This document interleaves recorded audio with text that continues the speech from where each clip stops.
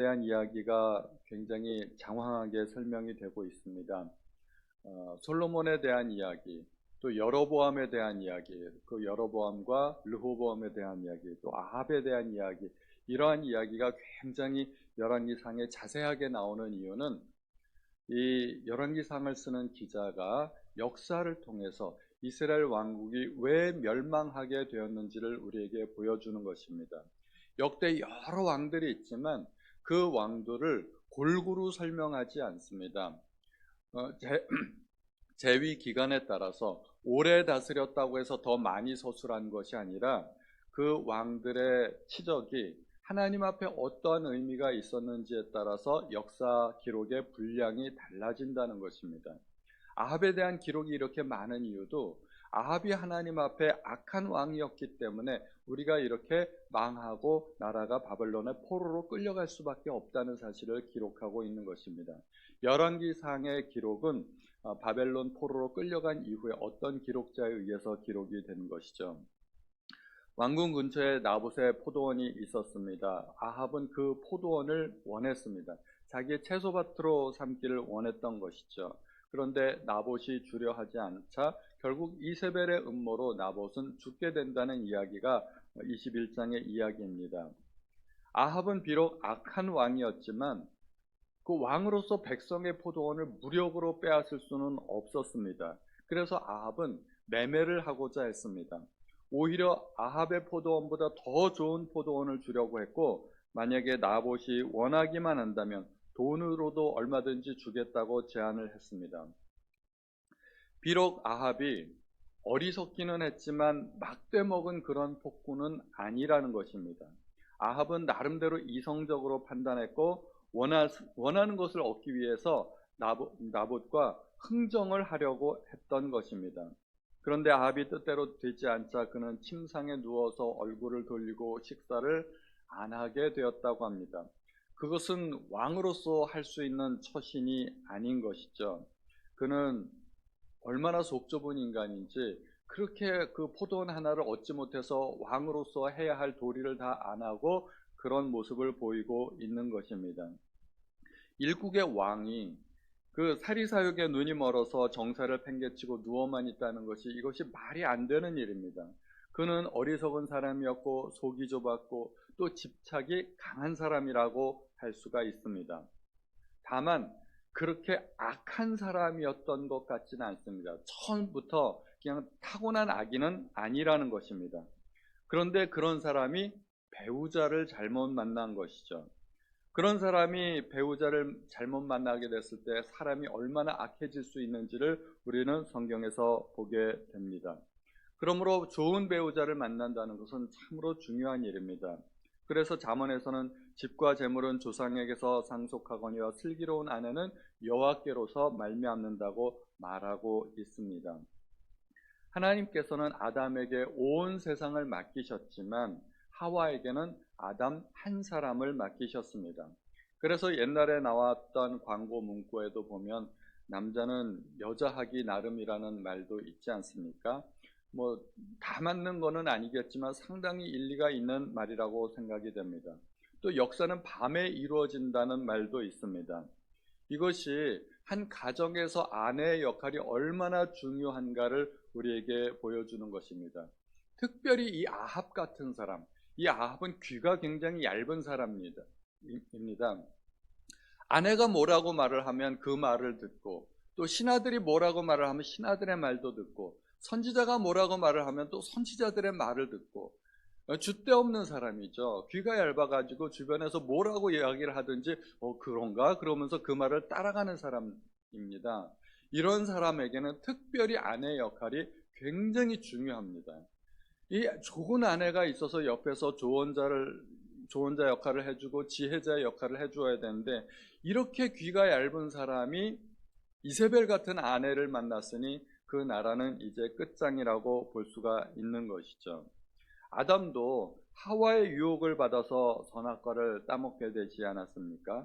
그러므로 가정에서 아내의 역할은 매우 중요하다고 우리가 생각할 수가 있게 됩니다.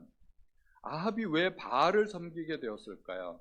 이스라엘은 원래 바알이라는 그런 우상이 없는 나라였습니다. 그런데 사마리아에 바알 신전까지 세우게 되고 바알을 섬기게 된 것은 순전히 이세벨의 영향입니다.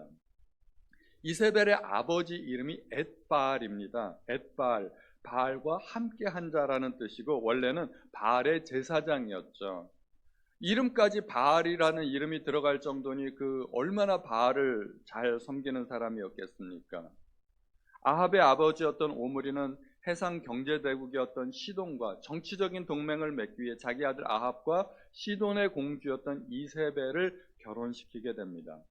그런 시돈의 공주와 정략 결혼을 맺게 됨으로써 경제적으로는 번영을 이룰 수 있게 되었는지 모르지만 그 나라는, 이스라엘은 이제 더 이상 하나님의 나라가 아니라 바알의 나라가 되어버리고 만 것입니다. 그러므로 우리는 이 영적인 면을 얼마나 우리가 중요하게 생각해야 되는지 알 수가 없는 것입니다. 이스라엘 한 사람으로 말미암아 수많은 여호와의 선지자들이 죽임을 당했습니다. 그리고 엘리야까지 죽이려 하였습니다. 또 오늘 본문에서는 아합을 배후조종해서 나봇의 포도원을 빼앗는 이런 악행까지 저지르게 됩니다. 한 나라가 그 왕비를 잘못 맞음으로 인해서 나락으로 떨어지는 모습을 보게 되는 것입니다. 그러므로 사람은 자기가 얼마나 능력을 가지느냐에 따라서도 자기가 성공하고 실패할 수도 있겠지만 또 사람을 누구를 만나느냐에 따라서 인생의 향방이 바뀔 수 있게 됩니다. 좋은 사람을 만나서 좋은 영향을 받으면 선한 길을 걸어갈 수 있게 됩니다. 그러나 나쁜 사람을 만나 나쁜 영향을 받게 되면 인생이 꼬이게 되는 것입니다. 그러므로 우리는 좋은 사람을 많이 만나려고 노력해야 됩니다. 나쁜 사람 만나서 좋은 영향을 주려고, 저 사람 고쳐주려고 노력하지 마시고요. 우리는 좋은 사람을 할 수 있으면 많이 만나야 됩니다. 그리고 그렇게 기도해야 됩니다. 우리가 자녀들을 위해서도 기도할 때 자녀들이 잘 되도록 기도하시는 것도 중요하지만 평생에 좋은 사람 많이 만날 수 있도록 기도해 주셔야 됩니다. 그래서 제가 우리 교회에서 우리 자녀들을 위해서 축복 기도할 때 평생에 좋은 사람 많이 만나게 해달라고 그런 기도를 많이 해줍니다. 우리 자녀들을 위해서 기도할 때 꼭 그런 기도 해 주시기 바랍니다. 한편 나봇은 어떤 사람일까요? 자기가 원하기만 한다면 그 포도원을 매매함으로써 나봇도 얼마든지 경제적인 이득을 취할 수 있었습니다. 아합이 좋은 조건을 제시했을 때 더 많은 돈을 받을 수도 있었고 더 좋은 포도원을 얻을 수도 있었습니다. 왕과 거래하는데 손해보면서 거래할 리는 없지 않겠습니까? 그런데 나봇이 거절했습니다. 그 이유는 조상의 유산을 왕께 줄 수 없다는 것입니다. 그것은 하나님의 명령이었습니다. 3절 끝부분에 보면 내 조상의 유산을 왕에게 주기를 여호와께서 금하실지로다. 내가 안 주겠다는 말이 아닙니다. 하나님께서 금하셨다는 이야기입니다. 여호수아 때 토지를 각 지파별로 분배하면서 하나님께서는 토지를 영구히 매매하지 못하도록 법을 세우셨습니다. 토지는 내 것이니 토지를 영구히 매매하지 말라고 하셨습니다. 그러므로 나봇은 하나님의 법을 지키고 하나님의 뜻대로 살려고 했던 것입니다. 비록 왕이 내게 요청을 할지라도 하나님의 법을 어길 수가 없다는 것입니다. 이 시대에도 이렇게 나봇처럼 올곧고 정의로운 사람이 필요하지 않을까 생각이 됩니다. 이익에 눈이 멀지 않고 불의와 타협하지 않는 사람, 나봇과 같은 사람, 그런 사람은 그 시대에도 필요했지만 오늘날 우리가 살아가는 시대에도 필요하고 우리도 나봇과 같은 사람이 되어야 된다는 것입니다. 그러나 그의 결말은 그렇게 해피엔딩으로 끝나지 않았습니다. 이세벨의 음모로 목숨을 잃게 되었습니다. 이 땅에서 억울한 누명을 쓰고 희생했지만 아합과 같은 왕이 있음에도 하나님께서 그 나라를 속히 멸하지 않으신 이유가 있다면 그 나라에 그러한 백성이 있기 때문이 아닐까 생각이 됩니다. 비록 어둠이 창궐하고 아합과 같은 악한 왕이 다스리는 시대였지만 그러나 하나님께서 아합에게도 계속 기회를 주시고 아합이 회개하도록 하나님께서 아합을 용서하기도 하시고 그런 이유가 있다면 그러한 백성이 있기 때문일 것입니다. 하나님께서 소돔과 고모라를 멸하실 때도 그 땅에 의인 10명만 있다면 내가 그 땅을 멸하지 않으시겠다고 약속하셨습니다. 의인 몇 명이 나라를 살리게 되는 것입니다. 아합과 같은 사람이 있었기에 하나님께서 그 나라를 살리려고 그렇게 애를 쓰신 것이 아닐까 생각이 되는 것입니다. 그런데 그는 억울하게 희생을 당했습니다. 그러면 그의 정의는 아무런 의미가 없는 것일까요? 하나님의 법을 지키려는 그의 정직은 정말 무효이고 정말 아무런 효과가 없는 것일까요? 부분적으로만 보면 그렇다고 말을 할 수도 있을 것입니다. 한 사람은 희생했지만 그러나 그것은 개인적으로도 국가적으로도 무의미한 일이라고 할 수가 없는 것이 하나님께서 그 나라를 계속해서 유지시키려는 그런 하나님의 열심도 있는 것이고, 또 성도 개인적으로 볼 때 만약에 이 땅이 우리의 삶의 전부라면 그것은 정말 억울한 일이지만 하나님은 공의로우신 하나님이시기 때문에 하나님께서 반드시 갚아주신다는 것입니다. 나봇은 억울하고 불의한 일을 당했고 이 땅이 전부라면 하나님은 공의롭지 못한 분이 될 수도 있습니다. 그러나 나봇의 신앙은 일종의 순교라고 볼 수가 있습니다. 하나님의 법대로 살려고 하다가 죽었기 때문에 그것은 저는 순교라고 생각을 합니다. 그리고 하나님의 나라에서 훨씬 더 큰 상으로 보상을 받지 않겠나 생각이 됩니다. 하나님의 나라에선 순교자들이 하나님 앞에 탄원을 하게 됩니다. 그리고 하나님께서 그 탄원을 들어주십니다.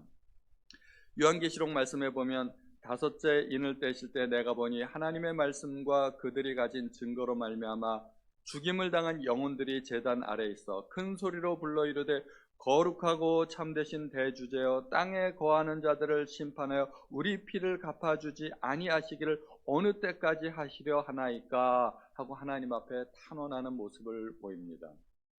우리가 이 땅에서는 억울한 일을 당할지라도 하나님 나라에 가서 우리는 하나님께 탄원할 수가 있고 하나님께서는 그 탄원을 반드시 들어주시고 모든 순교자들의 핏값을 갚아주신다는 것입니다. 하나님께서는 최후의 심판과 또 크고 흰 보좌의 심판을 준비하고 계십니다. 그리고 하나님께서는 모든 사람의 행위대로 갚아주실 때가 있다는 것입니다. 또 요한계시록 20장 13절의 말씀을 보면 최후의 심판, 바다가 그 가운데서 죽은 자들을 내주고 또 사망과 음부도 그 가운데서 죽은 자들을 내주매 각 사람이 자기의 행위대로 심판을 받는다고 합니다. 그러므로 우리는 이 땅이 전부가 아니라는 사실을 믿고 우리는 소망을 가질 수가 있게 됩니다. 때로는 악한 자들이 득세를 하고 불의를 행하기도 하지만 그 악한 자들도 심판을 받게 되고 또 이 땅에 정의롭게 살려다가 희생한 그런 억울한 사람이 있다 할지라도 하나님께서는 모두 보상을 해 주신다는 것입니다. 그것이 우리의 소망이 될 수 있을 것입니다. 이세벨은 편지를 써서 나봇을 함정에 빠뜨렸습니다. 아합의 이름으로 편지도 쓰고 인을 치고 봉하였습니다. 아합의 권력을 이용한 것이죠. 자기는 왕비이기 때문에 그럴 수 있는 권한까지 없으니까 남편의 권력, 왕권을 남용한 것입니다. 그런 일을 하는데 아합의 허락을 받았을 리가 없을 것 같고 또 그 일을 다 꾸며놓고 나서도 아합에게 보고조차 하지 않았을 것 같습니다. 왕도, 심지어 왕도 그렇게 해서는 안 되는데 왕후가 왕명으로 편지를 쓰고 또 어인까지 찍었다는 것입니다. 그것은 이세벨이 정권을 떡 주무르듯이 주무르고 있는 그러한 모습을 우리에게 보여줍니다. 절차와 방법을 무시하고 권력을 남용하고 횡포를 부리고 있는 모습입니다. 권력을 가진 사람들이 그 권력을 남용하게 되면 굉장히 무서운 결과가 나타나게 됩니다. 다윗도 그렇지 않았습니까? 다윗도 편지 하나로 충신을 모살하였습니다. 권력을 가진 사람들은 이렇게 몇 줄 편지만 써도 그 편지가 사람을 죽일 수 있게 된다는 것입니다. 그러므로 권력은 얼마나 무서운 힘인지 모릅니다. 그래서 권력, 크고 더 힘이 있을수록 더 통제되고 더 절제되어야 된다는 것입니다. 권력은 일종의 양날의 검이라고 할 수가 있습니다. 왜냐하면 권력이 있어야 권력을 가진 사람이 올바른 일도 할 수 있기 때문입니다. 그러나 그것이 잘못 사용되면 부패의 온상이 될 수도 있습니다. 권력은 양날의 검이기 때문에 잘 사용되면 그것이 훌륭하게 사용될 수 있습니다. 권력은 직분과 또 관련이 됩니다. 어떤 직분을 갖느냐에 따라서 힘과 능력이 달라지는 것입니다. 직분은 일종의 은사라고 할 수가 있죠. 직분에 따른 권력은 일하기 위한 도구입니다. 권력은 봉사를 위한 것이지 나의 이익을 위한 것이 아니라는 것입니다. 솔로몬도 자기가 가진 권력을 잘못 사용했을 때 백성들이 얼마나 고통받는지를 우리가 성경을 통해서 잘 알 수 있게 되는 것입니다. 교회에서도 우리가 직분을 주지 않습니까? 교회에서 우리가 받은 그러한 직분도 봉사를 위한 도구일 뿐이라는 것을 우리가 기억해야 될 것입니다. 오늘 말씀을 통해서 우리는 나봇의 그 희생을 소중하게 생각하고 우리도 나봇과 같이 이 악한 세대에 하나님의 뜻을 쫓아 하나님의 명령을 따르며 살아가기로 결단하고 다짐하는 모든 성도님들이 되시기를 예수님의 이름으로 축원드립니다. 하나님 아버지, 오늘도 저희에게 귀한 말씀을 들려주시니 감사드립니다. 나봇은 하나님의 말씀대로 살려고 노력했고 그 때문에 왕의 제안도 거부했고 그리고 자기가 부를 취할 수 있었던 기회가 왔지만 그것도 거절했습니다. 하나님, 우리가 이 땅에 살아가면서 가장 소중한 것이 하나님의 명령이라는 사실을 기억하고 하나님의 뜻에 따라 살기로 결단하고 다짐하는 성도들이 다 될 수 있도록 도와주옵소서. 모든 말씀을 우리 주 예수님의 이름으로 기도하였습니다. 아멘.